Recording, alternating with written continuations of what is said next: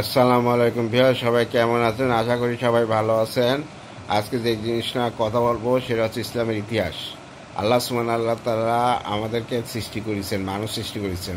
আমাদের আদি পিতা হচ্ছে হযরত মুহাম্মদ আদম আলাইহিস সালাম। আদম আলাইহিস সালামকে যখন সৃষ্টি করেছেন তখন ফেরেশতারা বললেন যে আপনি আমরা ইবাদত করতেছি, আপনার হচ্ছে না। আল্লাহ বলল, আমি যা জানি তোমরা তা জানো না। তাহলে আদম আলাইহিস সালামকে সৃষ্টি করছেন। সৃষ্টি করার পরে হচ্ছে এই আদম আলাইসাল্লাম জান্নাতের ভিতরে ঘুরতেছে, কিন্তু একত্রিত বোধ করতেছেন। আল্লাহ পাক এটা লক্ষ্য করলেন। লক্ষ্য করে আদম আলাইসাল্লামের বাম পাজরে হাত দিয়ে হাওয়া আলাইসাল্লামকে বানাইছিলেন। হাওয়া আলাইসাল্লাম এবার সব কিছু দেখছে জান্নাতের ভিতরে দেওয়ার পরে হচ্ছে এই যে মাকাল গাছ নামক একটা ফল আছে, সেটা বলছে ওই জায়গায় তোমরা যাবা না, আর ওই ফল খাবা না। আর এই শয়তান তো লেগে আছে যে ওই ফল খাওয়াবে। তা হাওয়া আদম আলাইসাল্লামকে শয়তান কখনো দিন ধোকা দিতে পারেনি। তাহলে ধোকা দিচ্ছে হচ্ছে হাওয়া আলাইসাল্লামকে ধোকা দিচ্ছে যে ওই ফলটা খাতি মানা করেছে কেন, সব তো আছে। এভাবে বিভিন্ন চক্রান্তে শয়তান গেছে। তাহলে হাওয়া আলাইসাল্লাম আগে খেয়েছে, খাওয়ার পরে বলতে এটা খুব টেস্টি, এবার খাও। এইভাবে করে তারপরে হচ্ছে আপনার হাওয়া আলাইসালাম আদম আলাইসালাম আল্লাহ পাকের একটা আদেশ মানেনি, মানে অবাধ্য হয়েছিল। তাহলে সে জান্নাত থেকে তাদেরকে তাড়াই দিয়েছে আল্লাহ সুবহানাহু ওয়া তাআলা।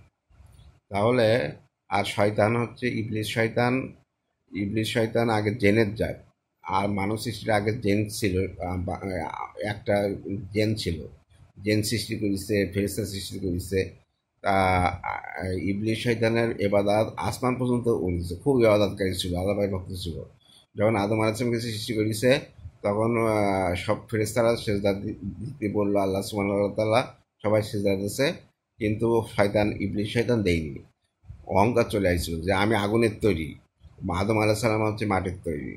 আমি আগুন হই, আগুনের সিফাত হচ্ছে উপরের দিকে ওঠা, মাটির সিফাত হচ্ছে নিচের দিকে যাওয়া, অভিকর্ষণ ত্বরণ। এটাই সায়েন্সে বলে। তাই এই অহংকার চলে এসে সেজদা করেনি, তার শয়তান হয়ে গেছে।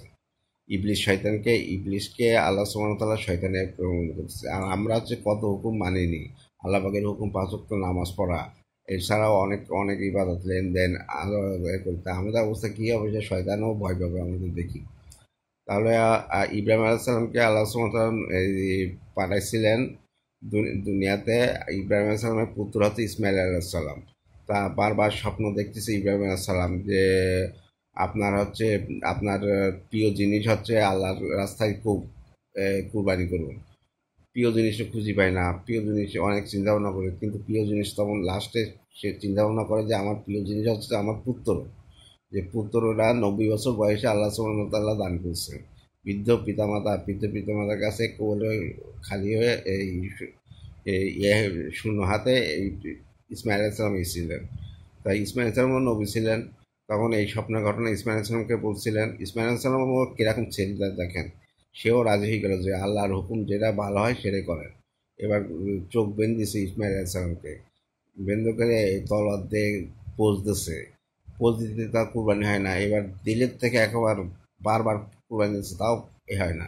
বারবার এবার আল্লাহ পাকের নিয়েতে কুরবানি দিচ্ছে। কুরবানি দিতে দিতে পাশে একটা এরকম হচ্ছে পশু কুরবানি হয়ে গেছে। ওইটার থেকে কুরবানি চলে আসছে, এই সিলসিলা চলে আসছে, আমরা কুরবানি করি। তা হচ্ছে কুরবানি করি। তা আল্লাহ সুবহানাহু ওয়া তাআলা বলেন যে তোমাদের কাছে আমার মাংস আর রক্ত পোষায় না, তোমাদের কাছে ঈমান পৌঁছায় আমার কাছে। আল্লাহ সুবহানাহু ওয়া তাআলা একই নয়, এখলাস দেখেন। এবার মুসা আলাইহিস সালাম হচ্ছে খুব আদরের নবী। মুসা আলাইহিস সালাম হচ্ছে মুসা আলাইহিস সালাম ঘটনা বলতেছি। মুসা আলাইহিস সালাম আল্লাহ সুবহানাহু ওয়া তাআলা বলতেছেন, আমি যদি আল্লাহ হতাম আর আপনি যদি মুসা হতেন তাহলে আপনার কাছে কী চাইতেন? আল্লাহ সুবহানাহু ওয়া তাআলা বলতেছেন এটা কখনো হতে পারে না। এইভাবে ৩ বার বলে, আমি যদি মুসা হতাম আর তুমি যদি আল্লাহ হইতে তাহলে আমি তোমার কাছে শারীরিক সুস্থতা চাইতাম। এবার মুসা আলাইহিস সালাম হচ্ছে লাঠি, ফিরাউন ফিরাউনের ফেরাউন ফেরাউনের ঘরে মুসা আলাইহিস সালাম লালন পালন হয়েছে। তা ফিরাউন নিজেও টের পেত না। তাহলে ফিরাউনে এত বড় কাফের ছিল, নিজেকে আল্লাহ দাবি করেছিল, নাউজুবিল্লাহ। তা ফিরাউনকে এরকম আল্লাহ সুবহানাহু ওয়া তাআলা নীল নদের মধ্যে চুবাই চুবাই, ঈদের মতো চুবাই চুবাই মারছিল। তাহলে মুসা আলাইহিস সালামকে মারছিল, ফিরাউনকে মারছিল। তাহলে ফিরাউন দেখেন, আল্লাহর উপরে কোনো কিছু নেই, আল্লাহই সব বড়। আল্লাহু আকবার। এবার হচ্ছে মুসা আলাইহিস সালাম পরীক্ষা করবে। মুসা আলাইহিস সালাম হচ্ছে নবী হিসেবে সবার কাছে আসছে। তা মুসা আলাহিসাল্লাম যখন সব জাদুকরকে নিয়ে এসলো, ফিরাউন মুসা আলাহিসাল্লামকে ডাকলো। এবার হচ্ছে সব জাদুকর হচ্ছে সাপ, এই সাপ দিয়ে করলো। এবার চারিদিকে হচ্ছে সাপ। এবার মুসা আলাহিসাল্লাম হাতে লাঠি ছিল, এবার আল্লাহর কাছে সাহায্য চাচ্ছে যে আল্লাহ আমি এই জাদুকর কীভাবে করবো। তখন হচ্ছে মুসা আলাহিসাল্লাম লাঠিটা, আল্লাহ বললেন যে লাঠিটা ফেলাই দাও।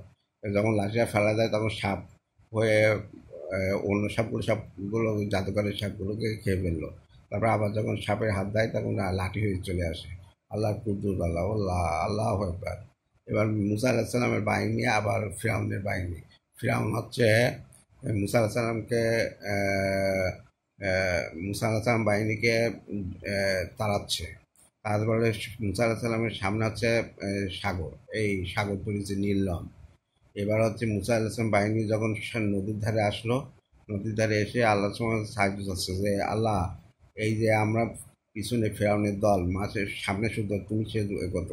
তখন আল্লাহ সুবহানাহু বললেন, মুসা, তুমি তোমার লাঠি দিয়ে নদীতে একটা দাও, বাড়ি দাও। তাহলে বাড়ি দাও। তা মুসা সালাম নিজে চিন্তা করতেছে যে আমি যদি ওদের একটু মারতাম, মানে সেনাবাহিনীতে এদের ফিরাউনের লস্করদের যদি ওইদিকে যদি যুদ্ধ করতাম, তাও তো কিছুটা হইতো।